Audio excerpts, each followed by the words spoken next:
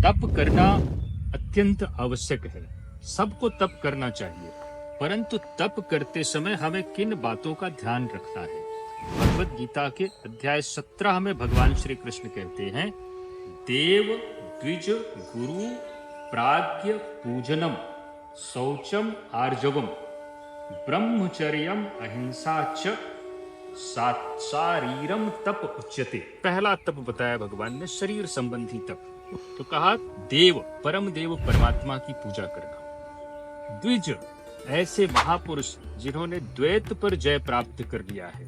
द्वैत अर्थात हर्ष शोक, सुख दुख, लाभ हानि, इनको द्वंद्व कहा जाता है। इन द्वंद्व पर जिसने विजय प्राप्त कर लिया है, ऐसे द्विज भगवान ने कहा इनकी पूजा करनी चाहिए। गुरु, जिनमें गुरु की परिभाषा भगवान श्री कृष्ण ने भगवत गीता में दी है, वो द्वैत द्विज से थोड़ा ऊपर की अवस्था वाले होते हैं।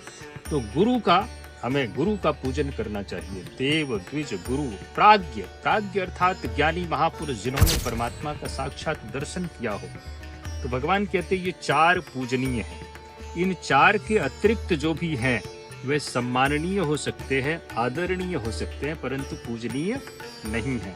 शौचम अर्थात अंतःकरण की पूर्ण शुद्धता, हमारे भीतर किसी प्रकार का विकार नहीं हो। काम क्रोध लोभ मोह राग द्वेष, ये भीतर की गंदगी है, इसको साफ करना। शौचम आर्जवम, मन में वाणी में इंद्रियों में सरलता होनी चाहिए, इसको कहते हैं आर्जवम। और फिर कहते हैं बड़ी अच्छी बात की ब्रह्मचर्यम अहिंसा च।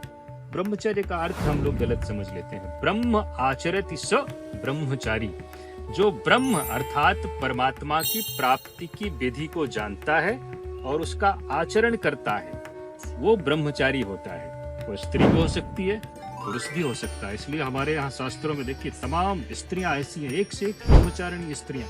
तो ब्रह्म आचरति सब ब्रह्मचारी। तो भगवान कहते ब्रह्मचर्यम अहिंसा। अहिंसा का अर्थ हम समझ लेते हैं चींटी नहीं मारो, मच्छर नहीं मारो, किसी प्राणी को नहीं मारो। ये अहिंसा का बहुत छोटा स्तर है। अहिंसा का स्तर अर्थ होता है कि अपनी और दूसरों की आत्मा का उत्थान करना, ये अहिंसा। तो ब्रह्मचर्यम अहिंसा च, भगवान कहते शारीरम तप उच्यते, ये शरीर संबंधी तप है। और फिर आगे बताया वाणी संबंधी तप क्या है, मन संबंधी तप क्या है, और इसको कहा सात्विक तप।